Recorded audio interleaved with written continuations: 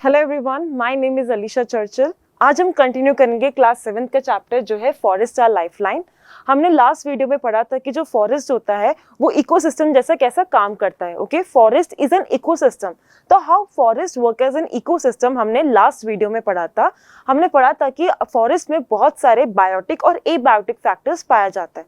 Biotic means living and abiotic means non living. तो ये जो लिविंग ऑर्गेनिजम्स होते हैं और जो एनवायरनमेंट होता है उनके बीच में कुछ इंटरेक्शंस होते हैं।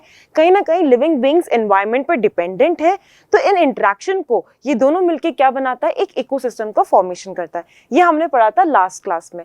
आज हम कंटिन्यू करेंगे with the topic interdependence of plants and animals on forest and their threat to forest. ऐसे क्या है, फॉरेस्ट के लिए क्या क्या थ्रेट्स हो सकता है, उसकी क्या क्या कैटेगरीज है, वो आज हम पढ़ेंगे इस पर्टिकुलर वीडियो में।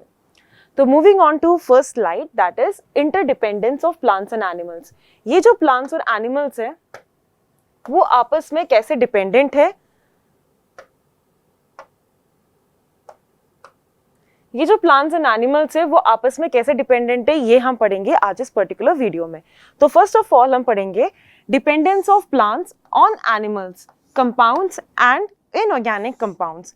प्लांट कैसे एनिमल कंपाउंड्स या एनिमल के इनऑर्गेनिक कंपाउंड्स में कैसे प्लांट एनिमल डिपेंडेंट है, उसके बारे में हम फर्स्ट पॉइंट में पढ़ेंगे। तो सबसे पहला क्या लिखा है, plant require nutrients for the growth which are in turn provided from soil by either animals or inorganic compounds produced from animal excreta। देखो, हमें पता है प्लांट की ग्रोथ के लिए एक तो उसको सॉइल चाहिए, सीड क्या चाहिए, जर्मिनेट करने के लिए सॉइल चाहिए। प्लांट की ग्रोथ के लिए वाटर चाहिए, न्यूट्रिएंट्स चाहिए। अब प्लांट की ग्रोथ के लिए उनको न्यूट्रिएंट की रिक्वायरमेंट होती है। जैसे हम एनिमल्स, हम जो फूड, हम ह्यूमंस जो होते हैं, हमें क्या चाहिए, फूड चाहिए। हमें ग्रो करने के लिए हमें न्यूट्रिएंट्स चाहिए। और वो न्यूट्रिएंट्स किस में प्रेजेंट होता है, फूड में प्रेजेंट होता है। तभी तो हम रोज खाना खाते हैं। क्यों खाते हैं हमें, ताकि उसमें न्यूट्रिएंट्स प्रेजेंट होता है और उन न्यूट्रिएंट्स से हमें एनर्जी मिलती है। हमारा सेल डैमेज हो जाए तो उसको रिपेयर करने के लिए काम आती है। तो वैसे ही प्लांट्स को ग्रो करने के लिए उन्हें भी न्यूट्रिएंट की रिक्वायरमेंट होती है।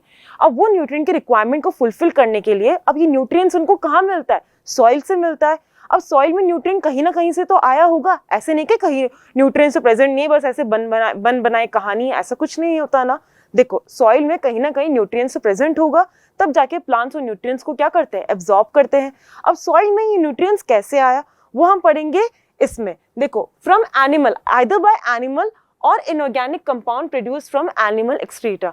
एनिमल के जो वेस्ट मटेरियल्स है, एनिमल एक्सक्रीटा मतलब एनिमल्स के जो वेस्ट मटेरियल्स होते हैं वो आगे जाके सॉइल में मिक्स होने के बाद कहीं ना कहीं डिकम्पोज होके वो सॉइल को न्यूट्रिएंट से रिप्लेनिश कर देते हैं, न्यूट्रिएंट से भर देते हैं। और वही न्यूट्रिएंट से प्लांट को क्या मिलता है, प्लांट को न्यूट्रिएंट्स मिल चुका है। अब वो न्यूट्रिएंट्स को एब्जॉर्ब करके प्लांट्स क्या करेंगे, अपने ग्रोथ करेंगे। तो कहीं ना कहीं प्लांट्स क्या है, एनिमल के इनऑर्गेनिक कंपाउंड पे डिपेंडेंट है। ये जो इनऑर्गेनिक कंपाउंड क्या है, एनिमल की एक्सक्रीटा। एक्सक्रीटा मतलब उनके वेस्ट मटेरियल्स जो कहीं ना कहीं सॉइल में मिक्स होके न्यूट्रिएंट सॉइल को फर्टाइल कर दिया है, न्यूट्रिएंट से भर दिया है। अब वो न्यूट्रिएंट सॉइल में बढ़ चुका है, तो प्लांट्स क्या करेंगे, उसको एब्जॉर्ब करेंगे उनके ग्रोथ के लिए। तो प्लांट्स किस पे डिपेंडेंट हो गया, inorganic compound of animal excreta. दूसरा, डिकम्पोजर्स। डिकम्पोजर्स पता है ना, जो डेड और डिकेइंग मैटर को डिकम्पोज करता है, डिग्रेड करता है, डिस्ट्रॉय करता है। डेड एंड डिकेइंग मतलब जो मरा हुआ एंड सड़ा हुआ जो भी है उन सबको डिके करके, डिकम्पोज करके, डिग्रेड करके किस में भर देंगे, सॉइल में ह्यूमस से भर देंगे। ह्यूमस मतलब एक ऐसा चीज जो कि न्यूट्रिएंट से भरा हुआ, और वो न्यूट्रिएंट्स को कौन करेंगे, प्लांट एब्जॉर्ब करके प्लांट ग्रोथ शो करेंगे। तो decomposers provide soil with humus which is essential for plant to grow. अगर सॉइल में डिकम्पोजर्स क्या करेंगे, जो भी डेड और डिकेइंग मैटर है, जो भी डेड एंड डिकेइंग मैटर है उनको क्या करेंगे, एब्जॉर्ब करेंगे, सॉरी डिग्रेड करेंगे, आई एम सो सॉरी। जो भी डेड एंड डिकेइंग मैटर होता है उनको क्या करेंगे, डिग्रेड करेंगे, डिस्ट्रॉय करेंगे, डिकम्पोज करके उनको किस में कन्वर्ट करेंगे, ह्यूमस में कन्वर्ट कर देंगे, जो कि सॉइल को क्या बना देगा, फर्टाइल बना देगा, उसमें न्यूट्रिएंट्स भर देंगे ताकि प्लांट की ग्रोथ हो सके वहां पे। ठीक है, लास्ट है plant require carbon dioxide for photosynthesis and this carbon dioxide provided by animals and human to the plants। अब प्लांट को हम पढ़ के आते हैं, प्लांट अपने लिए खाना बना सकते हैं, वो खुद के लिए खाना बना सकते हैं।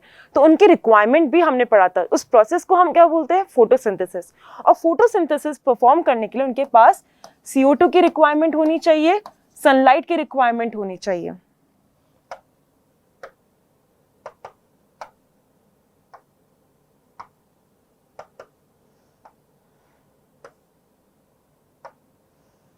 CO2 की रिक्वायरमेंट होनी चाहिए और सनलाइट की भी रिक्वायरमेंट होनी चाहिए, ठीक है ना। क्या क्या चाहिए उनको, CO2 एंड सनलाइट, ताकि प्लांट्स प्रॉपर्ली फोटोसिंथेसिस परफॉर्म कर सकते हैं। अब CO2 चाहिए, अब प्लांट को CO2 कहाँ से मिल रहा है, एटमॉस्फेयर से तो मिल रहा है, बट एटमॉस्फेयर में भी CO2 आना तो चाहिए। तो हम पढ़ते हैं रेस्पिरेशन पे कि एनिमल्स जो होता है, ह्यूमंस जो होता है, रेस्पिरेशन करते वक्त हम क्या लेते हैं, हम O2 लेते हैं और CO2 we give out, we take in oxygen and we give out carbon dioxide. और वो कार्बन डाइऑक्साइड आगे जाके कौन यूटिलाइज करता है, प्लांट यूटिलाइज करता है, ताकि वो फोटोसिंथेसिस परफॉर्म कर सके और plants give out oxygen. Okay, you get it. कैसे प्लांट एनिमल पे कैसे डिपेंडेंट हुआ, via for the means they need carbon dioxide to perform photosynthesis. तो फोटोसिंथेसिस परफॉर्म करने के लिए उनको कौन से एलिमेंट की रिक्वायरमेंट होती है, कार्बन डाइऑक्साइड की रिक्वायरमेंट होती है। और हम ह्यूमंस जो होते हैं, हम रेस्पिरेशन के दौरान we take in oxygen and we give out carbon dioxide. तो वो जो कार्बन डाइऑक्साइड हमने गिव आउट किया, अब उस कार्बन डाइऑक्साइड को यूटिलाइज कौन करेंगे, प्लांट्स यूटिलाइज करेंगे so as to perform photosynthesis. तो कहीं ना कहीं प्लांट किस पे डिपेंडेंट होता है, एनिमल्स पे डिपेंडेंट है। वाया 3 वेज हमने पढ़ा था। सबसे पहला न्यूट्रिएंट की रिक्वायरमेंट के लिए, कि प्लांट को ग्रोथ के लिए न्यूट्रिएंट्स की रिक्वायरमेंट होती है, और वो न्यूट्रिएंट्स बेसिकली कहाँ प्रेजेंट होता है, सॉइल में प्रेजेंट होता है। अब ये सॉइल में न्यूट्रिएंट्स कहाँ से आया, एनिमल्स के जो वेस्ट मटेरियल्स होते हैं, एक्सक्रीटा जो होता है, वेस्ट मटेरियल्स होता है, वो कहीं ना कहीं सॉइल में मिक्स होने के बाद डिकम्पोजर्स को डिकम्पोज करके सॉइल को न्यूट्रिएंट्स से भर देते हैं, सॉइल को फर्टाइल बना देते हैं, और वो न्यूट्रिएंट्स प्लांट क्या करेंगे, एब्जॉर्ब करेंगे from the soil and they will grow healthy in a healthy manner, ठीक है ना। ये पहला डिपेंडेंट था। दूसरा हमने पढ़ा था डिकम्पोजर्स में। डिकम्पोजर्स क्या करता है, जो भी डेड और डिकेइंग मैटर होता है, जो भी डेड एंड डिकेइंग ऑर्गेनिजम्स है, जो मर चुका है, जो सड़ चुका है, उन्हें क्या करेंगे, डिकम्पोज करेंगे, डिग्रेड करेंगे, डिस्ट्रॉय करेंगे, उनको तो छोटे छोटे टुकड़ों में कन्वर्ट करेंगे कि वो सॉइल में मिक्स हो जाए, और सॉइल को ह्यूमस प्रोवाइड कर देता है। ह्यूमस प्रोवाइड करना मतलब जो एक एसेंशियल पार्ट होता है प्लांट की ग्रोथ के लिए। लास्ट है plant. Plant require carbon dioxide. Plant को क्या चाहिए, फोटोसिंथेसिस परफॉर्म करने के लिए, खुद के खाना बनाने के लिए उनको कार्बन डाइऑक्साइड नीडेड है। अब वो कार्बन डाइऑक्साइड उनको कहां से मिलेगा, बेसिकली एटमॉस्फेयर से ही मिलेगा। फिर भी वो कहीं ना कहीं एनिमल्स भी रिस्पॉन्सिबल होते हैं कार्बन डाइऑक्साइड प्रोवाइड करने के लिए। हम जो ह्यूमंस होते हैं, we take in oxygen, respiration के दौरान, ब्रीथिंग के दौरान हम ऑक्सीजन को लेते हैं and we give out carbon dioxide. जो हमने कार्बन डाइऑक्साइड को गिव आउट किया, वो कहीं ना कहीं प्लांट्स जो होते हैं उस कार्बन डाइऑक्साइड को यूटिलाइज करेंगे फोटोसिंथेसिस परफॉर्म करने के लिए। तो कहीं ना कहीं प्लांट्स किस पे डिपेंडेंट होता है, एनिमल्स पे डिपेंडेंट होता है। तो this was the dependence of plant on animal compounds. Moving on to next slide, dependence of, अब हम पढ़ेंगे एनिमल्स कैसे डिपेंडेंट है प्लांट्स में, how animals are dependent on plants. Okay, how animals are dependent on plants वो हम पढ़ेंगे इस वाले में। Food is obtained by eating, 1 minute. हाँ, dependence of animals on plants, कैसे एनिमल्स प्लांट्स पे डिपेंडेंट है, अब हम पढ़ेंगे इस पर्टिकुलर टॉपिक में। तो food is obtained by eating leaves, fruits, seeds, nuts etcetera. हमें जो फूड होता है वो किससे ऑब्टेन होता है, फूड क्या है, as a source of energy. Food basically क्या है, it is a source of energy. हमें एनर्जी किससे मिलती है, फूड से मिलती है, it is a source of energy. Food is a source of energy. ये जो हमारा एनर्जी का सोर्स है वो क्या है, फूड है। हम खेल रहे, कूद रहे, भाग रहे, काम कर रहे, तो हमें एनर्जी की रिक्वायरमेंट होती है, और वो एनर्जी हमें कहाँ से मिलता है, हमें फूड से मिलता है, क्योंकि फूड में बहुत सारे न्यूट्रिएंट्स प्रेजेंट होता है। उन न्यूट्रिएंट्स से हमें क्या मिलता है, एनर्जी मिलता है। अगर हमारे सेल डैमेज हो जाए तो रिपेयर करने का काम होगा, मसल्स ग्रो करने के लिए, ये सब कुछ कौन प्रोवाइड करता है, न्यूट्रिएंट्स प्रोवाइड करता है। और वो न्यूट्रिएंट्स किसमें प्रेजेंट है, फूड। तो food is basically a source of energy. और फूड हमें बेसिक कहाँ से मिल सकता है, हमें ट्रीज प्रोवाइड करता है फूड कहीं ना कहीं। See, food is obtained by eating leaves, fruits, seeds, nuts etcetera. हम कुछ एडिबल सीड्स भी खाते हैं, कुछ ड्राई फ्रूट्स वगैरह खाते हैं हम लोग, फ्रूट्स खाते हैं। ये सब कुछ कौन प्रोवाइड कर रहा है, प्लांट्स ही तो प्रोवाइड कर रहा है, ट्रीज प्रोवाइड कर रहा है हमें, वैरायटी ऑफ फ्रूट्स से, वैरायटी ऑफ वेजिटेबल से प्लांट प्रोवाइड कर रहा है। तो ये सब कुछ हम कहीं ना कहीं किस पे डिपेंडेंट है, प्लांट पे डिपेंडेंट है। दूसरा, नेक्स्ट हमने वहां पे पढ़ा था कि ह्यूमंस जो होता है वो दे गिव आउट कार्बन डाइऑक्साइड, और वो कार्बन डाइऑक्साइड आगे जाके कौन यूटिलाइज करता है, प्लांट्स यूटिलाइज करता है टू परफॉर्म फोटोसिंथेसिस। अब हमें रेस्पिरेशन के लिए, ठीक है, हमें रेस्पिरेशन के लिए हमें कौन सा गैस चाहिए, ऑक्सीजन की गैस चाहिए। अब वो ऑक्सीजन की गैस कौन प्रोवाइड करेगा, प्लांट प्रोवाइड करेगा। देखो, प्लांट्स को फोटोसिंथेसिस के टाइम पे, फोटोसिंथेसिस के time means when they have to perform photosynthesis means खुद के लिए खाना प्रिपेयर करने के लिए प्लांट्स किसका इनटेक करते हैं? दे इनटेक CO2 और रिलीज क्या करते हैं? ऑक्सीजन। रिलीज क्या करेंगे? ऑक्सीजन। अगर हम एनिमल्स या ह्यूमंस के बारे में बात करें, एनिमल्स के लिए रेस्पिरेशन के दौरान, किसके दौरान? रेस्पिरेशन के दौरान हम किसका इनटेक करते हैं? हम इनटेक करते हैं ऑक्सीजन का और रिलीज क्या करते हैं? CO2।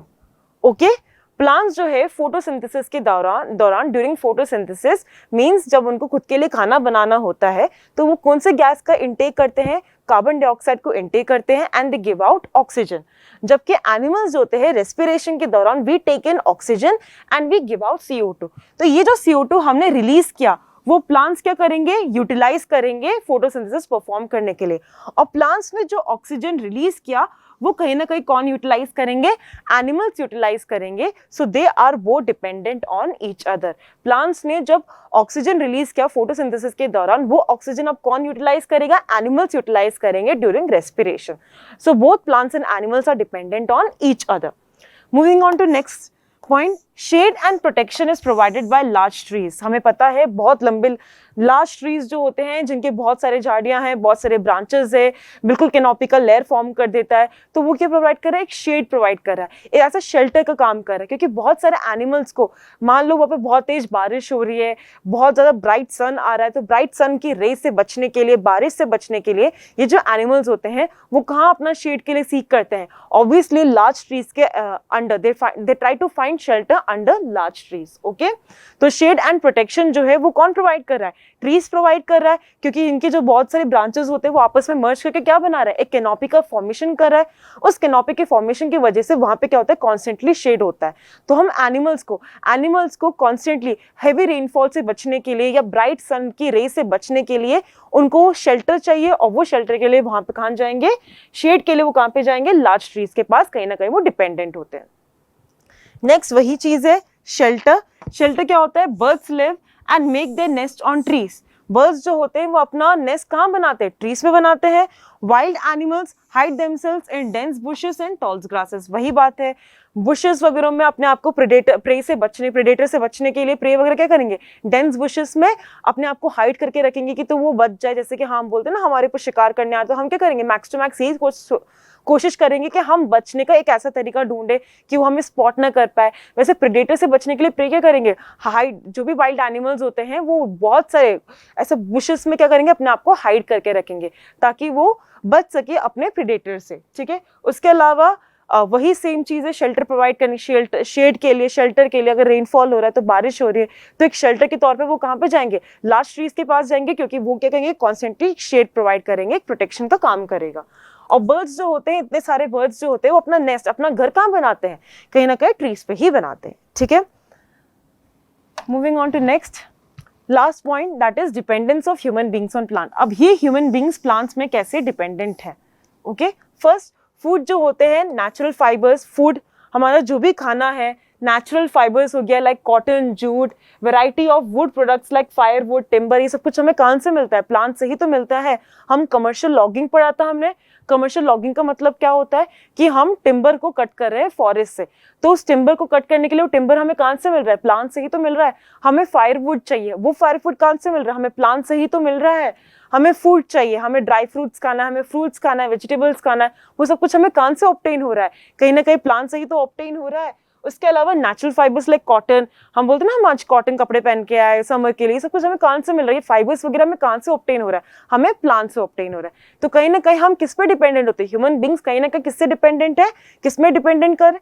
प्लांट्स पे डिपेंडेंट है। ओके, तो food, natural fibres like cotton, jute, variety of would products like firewood, timber etcetera, ये सब कुछ कौन प्रोवाइड कर रहा है? प्लांट्स प्रोवाइड कर रहा है। डिफरेंट मेडिसिन, इतने सारे मेडिसिनल प्लांट्स पाए जाते हैं फॉरेस्ट में, इतने सारे मेडिसिनल प्लांट्स हम पढ़ते भी, जैसे नीम हो गया, तुलसी हो गया, ये सब कुछ, आंवला हो गया, एलोवेरा हो गया, सब कुछ मेडिसिनल प्लांट्स हमारे कहीं ना कहीं हमारे बॉडी के लिए बहुत ही बेनिफिशियल है, हमें क्योर करने में हेल्प करता है। तो ये हम किस पे डिपेंडेंट हो रहे हैं? हम प्लांट्स पे डिपेंडेंट हो रहे हैं, क्योंकि प्लांट्स हमें ऐसे मेडिसिन के सोर्स से काम कर रहे हैं। तो different medicine and spices like neem, cinnamon, amla etcetera are provided from plants. Non wood products from plants like lac हो गया, डाइस हो गया, केन हो गया, सैंडलवुड ऑयल, ये सब कुछ हमें कहां से मिल रहा है? प्लांट से मिल रहा है।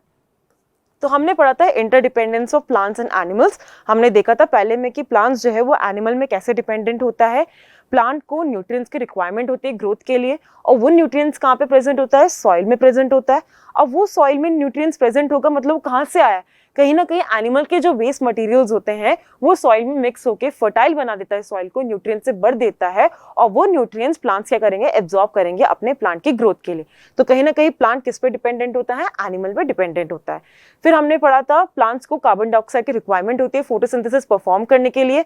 अब वो कार्बन डाइऑक्साइड उनको एटमॉस्फेयर से भी मिलता है। उसके अलावा एनिमल्स जो एनिमल्स या ह्यूमन बींग्स जो होते हैं, जो रेस्पिरेशन के दौरान CO2 लिबरेट करते हैं, CO2 को गिव आउट करते हैं, उस CO2 को कौन यूटिलाइज करते हैं? प्लांट्स यूटिलाइज करते हैं टू परफॉर्म फोटोसिंथेसिस। तो कहीं ना कहीं प्लांट्स किस पे डिपेंडेंट होता है? एनिमल्स पे डिपेंडेंट होता है।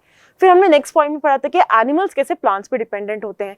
सबसे पहला जो फूड होता है, लाइक वेराइटी ऑफ स्पाइसेस हो गया, वेराइटी ऑफ ड्राई फ्रूट्स हो गया, ड्राई फ्रूट्स से कुछ भी ड्राई फ्रूट्स हो, सीड्स हो, एप्पल्स हो, चेरीज हो, फ्रूट्स हो, वेजिटेबल्स हो, ये सब कुछ जो फूड है as a basic source of energy का काम करता है, क्योंकि फूड में बेसिकली क्या प्रेजेंट होता है? न्यूट्रिएंट्स प्रेजेंट होता है जो हमारी बॉडी ग्रोथ के लिए रिस्पॉन्सिबल होते हैं। ठीक है ना? तो फूड जो है as a source of energy का जैसा काम कर रहा है। तो हमें एनर्जी चाहिए कुछ भी करने के लिए, तो वो हमें कहां से ऑब्टेन हो रहा है? फूड से ऑब्टेन हो रहा है। और वो फूड हमें कौन प्रोवाइड कर रहा है? प्लांट्स प्रोवाइड कर रहा है। फ्रूट्स प्रोवाइड करते हैं, वेजिटेबल्स प्रोवाइड करते हैं। तो कहीं ना कहीं एनिमल किस पे डिपेंडेंट है? प्लांट्स पे डिपेंडेंट है। उसके बाद हमने पढ़ा था कि वही सेम कि जो ऑक्सीजन चाहिए हमें रेस्पिरेशन के लिए, ऑक्सीजन जो चाहिए वो कौन लिबरेट कर रहा है? प्लांट्स फोटोसिंथेसिस के दौरान। हमने प्रीवियस स्लाइड में देखा था प्लांट्स फोटोसिंथेसिस के दौरान कौन सा गैस को इनटेक करते हैं, कौन सा गैस अंदर लेते हैं? कार्बन डाइऑक्साइड, और रिलीज करते हैं ऑक्सीजन। और वो ऑक्सीजन जो रिलीज किया, अब वो किसको? एनिमल्स ऑक्सीजन जो लिबरेट किया गया ऑक्सीजन है उसको क्या करेंगे? इनटेक करेंगे टू ड्यूरिंग रेस्पिरेशन। और इन्होंने जो CO2 रिलीज किया उसको कौन यूटिलाइज करेंगे? प्लांट्स यूटिलाइज करेंगे। तो कहीं ना कहीं प्लांट्स एनिमल्स पे डिपेंडेंट है और एनिमल्स प्लांट्स पे डिपेंडेंट है। उसके अलावा हमने पढ़ा था शेल्टर के लिए कि जो लार्ज ट्रीज वगैरह होते हैं वो क्या प्रोवाइड करता है? एक शेड प्रोवाइड करता है, एक प्रोटेक्शन की तरह काम करता है कि एनिमल्स को अगर ब्राइट की सन, बहुत ही ज्यादा सन रे से बचने के लिए, रेनफॉल से बचने के लिए, वो अपने आप को इस बोलते हैं ना शेल्टर के लिए वो कहां पे जाते हैं? लार्ज ट्रीज के अंडर जाते हैं, as to provide means large trees provide a shade, okay, constant shade, एक शेल्टर प्रोवाइड करता है एनिमल्स को ताकि वो हेवी रेनफॉल या ब्राइट सन रे से बच सके। उसके बाद हमने पढ़ा था ह्यूमन बीइंग कैसे डिपेंडेंट है। हमें बहुत सारे वैरायटी के फूड जो होते हैं, फ्रूट्स, वेजिटेबल्स, हमारे वुड प्रोडक्ट्स हो गया, फायरवुड हो गया, टिम्बर हो गया, उसके अलावा बहुत सारे मेडिसिनल प्लांट्स जो हो गए, एलोवेरा हो गया, नीम हो गया, तुलसी हो गया, ये सब कुछ कौन प्रोवाइड कर रहा है? प्लांट्स प्रोवाइड कर रहा है। तो हम कहीं ना कहीं किस पे डिपेंडेंट है? प्लांट्स पे डिपेंडेंट है। तो ये हमने पढ़ा था interdependence of plants and animals. Now moving on to next slide. अब क्या क्या है, कैसा कौन कौन से रीजंस है जो फॉरेस्ट के लिए थ्रेट माना गया, फॉरेस्ट के लिए डेंजर्ड माना गया है कि इन पर्टिकुलर फैक्टर्स की वजह से it can be responsible for the loss of forest habitat या लॉस ऑफ फॉरेस्ट। ओके, क्या क्या थ्रेट्स है फॉरेस्ट के लिए? तो सबसे पहला हम पढ़ेंगे डिफॉरेस्टेशन। First is deforestation. ये हम बहुत बचपन से ही पढ़ के आ रहे हैं, cutting down of trees. In simple words, trees को हम कंटिन्यूसली कट डाउन करते जा रहे। तो फॉरेस्ट का जो एरिया हो गया वो क्या हो गया? क्लियर आउट हो गया। इसको हम क्या बोलते हैं? डिफॉरेस्टेशन। अब वो हम अलग अलग पर्पसेस के लिए हम क्लियर आउट करें तो इसे हम क्या बोलते हैं? Deforestation. Simply means cutting down of trees. हम ट्रीज को कंटिन्यूसली कट करते जा रहे, फॉरेस्ट एरिया को क्लियर करते जा रहे, इसको हम क्या बोलते हैं? डिफॉरेस्टेशन। द लॉस और continual degradation of forest habitat. हम फॉरेस्ट के जो भी हैबिटेट है, जो भी ट्रीज है, उनको हम कंटिन्यूसली क्या करते जा रहे हैं? कट करते जा रहे हैं। कंटिन्यूसली कट कर रहे हैं, लार्ज नंबर ऑफ ट्रीज को हम कट करते जा रहे हैं। जो भी फॉरेस्ट एरिया जो पहले हरा भरा था, अब उसको कट करके कर करके हमने एक बैरन लैंड में कन्वर्ट कर दिया। उस प्रोसेस को हम क्या बोलेंगे? डिफॉरेस्टेशन। हम ट्रीज को कंटिन्यूसली लार्ज अमाउंट में हम क्या करें? कट करें, हम फॉरेस्ट लैंड को क्लियर करते जा रहे हैं हमारे पर्पसेस के लिए, उसे हम क्या बोलते हैं? डिफॉरेस्टेशन। द लॉस और continual degradation of forest habitat due to natural, या तो वो नेचुरल तरीके से या फिर ह्यूमन के एक्टिविटीज की वजह से, उसे हम क्या बोलते हैं? डिफॉरेस्टेशन। फॉरेस्ट के हैबिटेट का कंटिन्यूसली लॉस होना, कंटिन्यूसली डिग्रेड होना, खत्म होते जाना। क्यों? या तो वो नेचुरल तरीके से, नेचुरल की वजह से हो, मतलब नेचुरल कैलामिटीज की वजह से हो, या तो फिर हमने कोई ह्यूमन एक्टिविटीज के लिए, हमारी ह्यूमन पर्पसेस के लिए हम क्या कर रहे हैं? फॉरेस्ट लैंड को क्लियर आउट कर रहे हैं, ठीक है ना, उसे हम क्या बोलते हैं? डिफॉरेस्टेशन। अब ये कॉजेस ऑफ डिफॉरेस्टेशन क्या है? डिफॉरेस्टेशन के लिए क्या क्या फैक्टर्स या क्या क्या कॉजेस है, किसके वजह से डिफॉरेस्टेशन हो रहा है? सबसे पहला एग्रीकल्चर। एग्रीकल्चर मीन्स हम क्या कर रहे हैं? फॉरेस्ट जो एरिया है, हमें क्या, हमें फील्ड चाहिए, हमें लैंड चाहिए, हमें एग्रीकल्चर प्रैक्टिसेस परफॉर्म करना है, हमें बहुत सारे क्रॉप्स को ग्रो करना है। तो हम क्या करेंगे? फॉरेस्ट के पर्टिकुलर एरियाज को हम क्या करेंगे? वहाँ की जो भी ट्रीज है उसको कंटिन्यूसली कट करके, क्लियर आउट करके हम वहाँ पे एग्रीकल्चर लैंड में कन्वर्ट करेंगे। तो वो हमारा ह्यूमन इंटरवेंशन हुआ, हमारी ह्यूमन एक्टिविटीज हुए। तो एग्रीकल्चर के लिए farm land for grazing and over grazing animals को, जैसे काउस वगैरह को हम कंटिन्यूसली एक ही पीस ऑफ लैंड में कंटिन्यूसली ग्रेज करवाते रहे, उसके लिए भी हम कहीं ना कहीं क्या वेजिटेशन को डिस्ट्रॉय कर रहे हैं। तो वो आगे जाके किसको लीड करेगा? डिफॉरेस्टेशन को। Last, commercial logging. Commercial logging means harvesting of timber.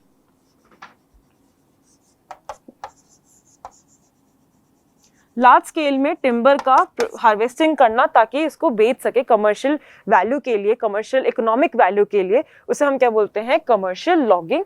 तो हम इसके लिए भी क्या कर रहे हैं? लार्ज एरिया ऑफ फॉरेस्ट को क्लियर आउट करते जा रहे हैं कंटिन्यूसली। नेक्स्ट, डैम्स को कंस्ट्रक्ट करने के लिए, अर्बनाइजेशन के लिए। अर्बनाइजेशन मीन्स फॉरेस्ट लैंड को टोटली मॉडर्न इकोनॉमी में कन्वर्ट करना, उसे हम क्या बोलते हैं? अर्बनाइजेशन। लार्ज बिल्डिंग्स को क्रिएट करने के लिए, बिल्डअप करने के लिए, इन सबको हम क्या करें? फॉरेस्ट एरिया को क्लियर आउट करके किसमें कन्वर्ट करें? एक अर्बनाइजेशन कॉलोनी में डेवलप करें। तो इन सब के लिए क्या है? Causes of deforestation. ये जो फैक्टर्स है वो रिस्पॉन्सिबल होता है डिफॉरेस्टेशन के लिए। Moving on to next slide. अब इससे डिफॉरेस्टेशन से क्या इफेक्ट पड़ेगा? देखो, डिफॉरेस्टेशन क्या होता है? हमने लैंड को कंटिन्यूसली हम क्या करें? डिग्रेड कर रहे, हम फॉरेस्ट हैबिटेट को कंटिन्यूसली लॉस करवा रहे, कंटिन्यूसली डिग्रेड करवा रहे, या तो नेचुरल तरीके से या किसी ह्यूमन एक्टिविटीज के पर्पस के लिए, ताकि तो ये जो कंटिन्यूअल लॉस है, जो कंटिन्यूअल डिग्रेडेशन है, उसको हम क्या बोलते हैं? डिफॉरेस्टेशन। हमने फॉरेस्ट लैंड को टोटली एक बैरन लैंड में कन्वर्ट करवा दिया, उसे हम क्या बोलते हैं? डिफॉरेस्टेशन। अब इसका इफेक्ट क्या पड़ा? सबसे पहला सॉइल में। देखो, रूट्स जो होते हैं ना, वो जो सॉइल के पार्टिकल्स को बाइंड करने में हेल्प करता है, बाइंड करके अपने पोजीशन में फिक्स रखना। इसके लिए कौन रिस्पॉन्सिबल होते हैं? रूट्स रिस्पॉन्सिबल होते हैं। अगर हमने वेजिटेशन को डिस्ट्रॉय कर दिया, मतलब वहां के जो भी ट्रीज जो ग्रो कर रहे थे, प्लांट्स ग्रो कर रहे थे, उन सबको हमने टोटली कट डाउन कर दिया, तो अब रूट्स ही नहीं रहेंगे, रूट्स अपना फंक्शन परफॉर्म नहीं करेंगे। रूट्स ने फंक्शन परफॉर्म नहीं किया तो रूट्स सॉइल पार्टिकल्स को बाइंड करके नहीं रखेंगे, बाइंड करके नहीं रखा तो स्ट्रॉन्ग फोर्स ऑफ विंड या मूविंग वाटर की वजह से ये जो सॉइल पार्टिकल्स हो जाएंगे वो क्या हो जाएंगे? कैरिड अवे हो जाएंगे। और इससे जो होता है, टॉप लेयर ऑफ सॉइल जो होता है वो क्या हो जाएंगे? कैरिड अवे हो जाएगा। टॉप सॉइल जो फर्टाइल रिच सॉइल होता है उसका क्या हो जाएगा? लॉस हो जाएगा। और इससे आगे जाके क्या बनेगा? Soil erosion. It will lead to soil erosion. See, roots of trees help in binding the soil particles together. जो रूट्स होते हैं वो सॉइल पार्टिकल्स को क्या करता है? बाइंड करके रखता है, अपने पोजीशन में फिक्स करके रखता है। जैसे हमने वेजिटेशन को डिस्ट्रॉय किया, ट्रीज को लार्ज स्केल में कट डाउन किया, वेजिटेशन को ही डिस्ट्रॉय कर दिया, तो रूट्स सॉइल पार्टिकल्स को बाइंड करके नहीं रखेंगे। अब जो सॉइल पार्टिकल्स वो हो गए कैसे होता? They left loose. और स्ट्रॉन्ग फोर्स ऑफ विंड या मूविंग वाटर की वजह से वो जो सॉइल पार्टिकल्स हो जाए वो क्या हो जाएंगे? कैरिड अवे हो जाएंगे। और जिसकी वजह से कैरिड अवे हो गया, और कैरिड अवे होने की वजह से जो भी टॉप लेयर ऑफ सॉइल है वो क्या हो गया? बिल्कुल वॉश अवे हो गया, हट चुका है। तो इससे क्या होगा? सॉइल इरोशन होगा। ठीक है ना? तो roots of trees help in binding the soil particles together. Loss of top soil which is rich in humus and nutrients result in reduction in fertility of soil, means soil erosion. ये जो roots होते हैं ना, देखो normally बताती हूँ, ये जो रूट्स होते हैं ना, ये क्या करेंगे, सॉइल पार्टिकल्स को बांधने की कोशिश करेंगे। मान लो ये सॉइल पार्टिकल्स है, तो ये रूट्स क्या करेगा, इन सॉइल पार्टिकल्स को बांध के अपने पोजीशन में फिक्स करके रखेगा। जैसे हमने प्लांट्स को कट किया, ट्रीज को, जो भी वेजिटेशन है उसको कंप्लीटली डिस्ट्रॉय कर दिया, अब रूट्स अपना काम नहीं करेगा। रूट्स ने क्या कर दिया, पहले जो सॉइल पार्टिकल्स को ऐसे बांध के रखा था, अब उसको छोड़ दिया है, लेफ्ट लूज कर दिया। अब ये सॉइल के पास तो आराम से जगह है, वो तो कहीं पे भी जा सकता है। अब मान लो वहां पे बहुत तेज हवा आ गई या बहुत ज्यादा तेज रनिंग वाटर की वजह से वो क्या करेंगे, मूविंग वाटर की वजह से ये जो सॉइल को क्या करेंगे, कैरिड अवे कर देंगे। कैरिड अवे होने की वजह से जो भी टॉप लेयर ऑफ सॉइल होता है ना, टॉप सॉइल जो होता है, जो न्यूट्रिएंट से भरा होता है, ह्यूमस से भरा होता है, उसका क्या हो गया, वॉश अवे हो गया। तो इसकी वजह से क्या होगा, सॉइल इरोशन, फर्टिलिटी सॉइल का रिड्यूस हो चुका है, सॉइल इरोशन कॉज हो जाएगा। ठीक है, ये है effect of deforestation. Second, effect on wild life. Cutting down trees क्या कर रहा है, इनके जो होम्स होते हैं, हैबिटेट जो होते हैं, देखो फॉरेस्ट क्या है, forest provide a habitat, a natural habitat to wide variety of animals. बहुत सारे वाइल्ड एनिमल्स फॉरेस्ट में पाया जाता है, वो उनका घर होता है। अगर हम कंटिन्यूसली फॉरेस्ट के जो भी ट्रीज होते हैं कंटिन्यूसली कट करते जा रहे, फॉरेस्ट एरिया को क्लियर आउट करते जा रहे हैं, क्लियर आउट करने की वजह से हम कहीं ना कहीं उनके हैबिटेट को क्या कर रहे हैं, डिस्ट्रॉय कर रहे हैं। उनके हैबिटेट को हम डिस्ट्रॉय कर रहे हैं, तो वाइल्ड एनिमल्स के घर को हम क्या कर रहे हैं, छीन रहे हैं। तो हम कहीं ना कहीं किस पे इम्पैक्ट शो कर रहा है, वाइल्ड लाइफ पे उसका असर पड़ेगा। Cutting down trees will destroy the homes of these species which in turn में बिकम एंडेंजर्ड। अब उनके हैबिटेट को हम डिस्ट्रॉय कर रहे हैं, तो कहीं ना कहीं आगे जाके उनका घर ही डिस्ट्रॉय कर दिया, तो कहीं ना कहीं आगे जाके इन स्पीशीज के एंडेंजर होने के चांसेस है। एंडेंजर होना मतलब आगे जाके इनके एक्सटिंक्ट होने के चांसेस है। नेक्स्ट है change in recycling of materials and increase in the concentration of CO2 in the atmosphere cause green house effect और ग्लोबल वार्मिंग। देखो हमने बोला था कि प्लांट्स जो होता है ना, दे इनटेक, ये क्या करते हैं, एनिमल्स जो CO2 को लिबरेट करते हैं। एनिमल्स जो CO2 को लिबरेट किया, वो कौन यूटिलाइज कर रहा है, प्लांट्स यूटिलाइज कर रहा है। अब मान लो हमने वेजिटेशन को ही कराते थे, हम कंटिन्यूसली ट्रीज को कट करते जा रहे, तो CO2 का कंसंट्रेशन जो है वो एटमॉस्फेयर में क्या हो गया, इंक्रीज हो गया।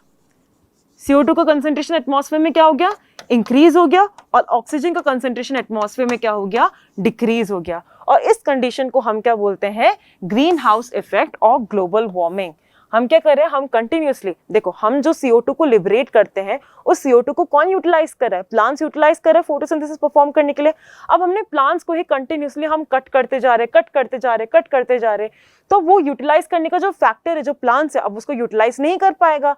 तो CO2 का कंसंट्रेशन एटमॉस्फेयर में क्या हो गया, बढ़ गया, और O2 का कंसंट्रेशन एटमॉस्फेयर में क्या हो गया, कम हो गया, जिसके वजह से उस कंडीशन को हम क्या बोलते हैं, ग्रीन हाउस इफेक्ट और global warming. An increase in the concentration of CO2 in the atmosphere causes greenhouse effect और global warming। और देखो दूसरा हमने पढ़ा होगा ट्रांसपिरेशन के बारे में। ट्रांसपिरेशन क्या होता है, वाटर का लॉस होना वेपर के फॉर्म में, लीव से वाटर का लॉस होना वेपर के फॉर्म में, उसको हम क्या बोलते हैं, ट्रांसपिरेशन। रूट्स क्या करेंगे, वाटर को एब्जॉर्ब करेंगे, जितना प्लांट को चाहिए उतना यूटिलाइज करेंगे, बाकी को क्या करेंगे, वाटर वेपर के फॉर्म में लॉस कर देंगे एटमॉस्फेयर में। ठीक है ना।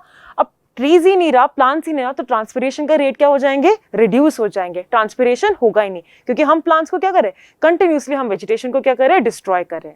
ठीक है ना। Moving on to next slide, climatic changes. ये कहीं ना कहीं तुम्हारे ग्लोबल वार्मिंग से ही रिलेटेड होता है।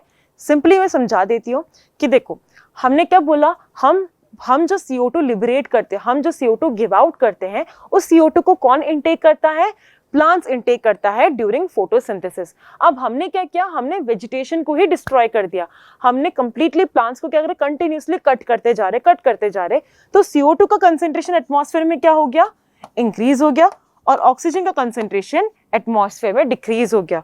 और इसको हम क्या बोलते हैं, ग्रीन हाउस इफेक्ट और global warming. Green house effect और global warming.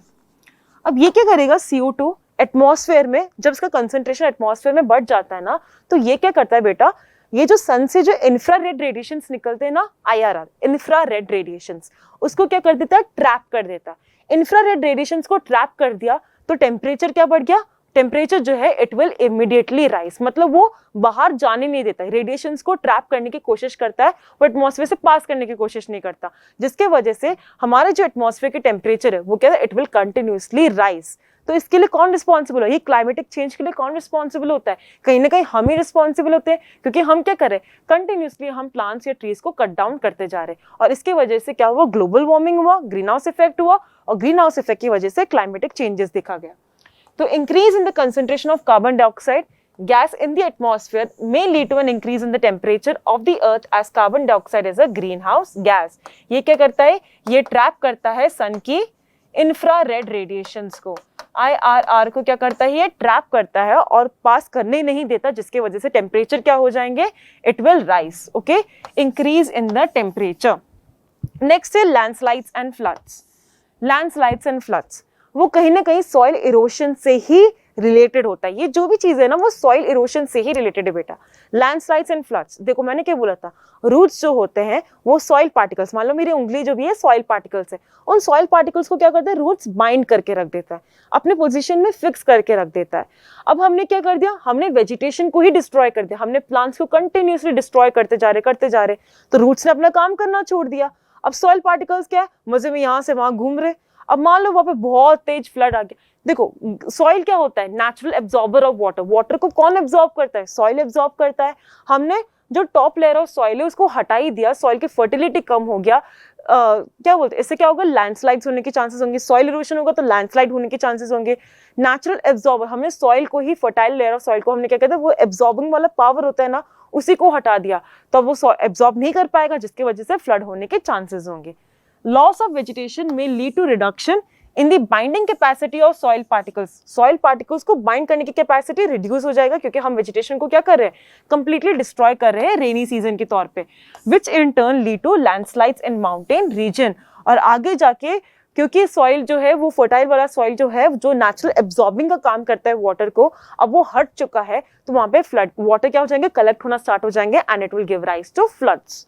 Okay, moving on to next slide, जो हमारा लास्ट है, desertification. Desertification is also related to soil erosion only. Desertification जो है, it is also related to soil erosion. कैसा? हमने vegetation को completely destroy करने की वजह से top layer of soil जो होता है वो क्या हो गया, carried away हो गया। टॉप लेयर ऑफ सॉइल जो कि फर्टाइल लेयर ऑफ सॉइल था, जिसमें न्यूट्रिएंट्स भरे पड़े थे, ह्यूमस भरे पड़े थे, क्योंकि अब हमने वेजिटेशन को डिस्ट्रॉय कर दिया, रूट से अपना काम करना छोड़ दिया, तो वो एक बहुत तेज हवा की वजह से या मूविंग वाटर की वजह से वो टॉप लेयर ऑफ सॉइल क्या हो गए, कैरिड अवे हो चुके हैं। तो अब जो लैंड होता है ना, जो फर्टाइल लैंड था, अब वो लैंड किस पे कन्वर्ट हो चुका है, एक बैरन लैंड पे, एक सूखा जमीन में, एक सूखा खंकर जमीन में। उसको हम क्या बोलते हैं, डिजर्टिफिकेशन। हमने एक फर्टाइल लेयर ऑफ लैंड को एक बैरन लैंड में कन्वर्ट कर दिया, एक ऐसा लैंड जिसमें अब आगे जाके वेजिटेशन होने के चांसेस नहीं है। उसके फिजिकल प्रॉपर्टी, सॉइल की फिजिकल प्रॉपर्टी को कंप्लीटली चेंज कर दिया। पहले जो फर्टाइल था, जिसमें न्यूट्रिएंट्स था, ऐसा सॉइल जिसमें न्यूट्रिएंट से भरा पड़ा था, जिसमें वेजिटेशन की ग्रोथ हो सकती है, अब उसमें सॉइल इरोशन होने की वजह से टॉप सॉइल क्या हो गया, कैरिड अवे हो गया, और उसकी वजह से वो फर्टाइल लेयर ऑफ लैंड है, अब वो किसमें कन्वर्ट हो चुका है, एक बैरन लैंड में, एक सूखा जमीन में, जहाँ पे आगे जाके वेजिटेशन होने के चांसेस बहुत ही कम है। उस प्रॉपर्टी को हम क्या बोलते हैं, desertification. Due to soil erosion की वजह से the top fertile layer of soil is removed. Fertile layer of soil था वो क्या हो गया, रिमूव्ड हो चुका है, जिसके वजह से the fertile lands get converted into desert. It is called desertification.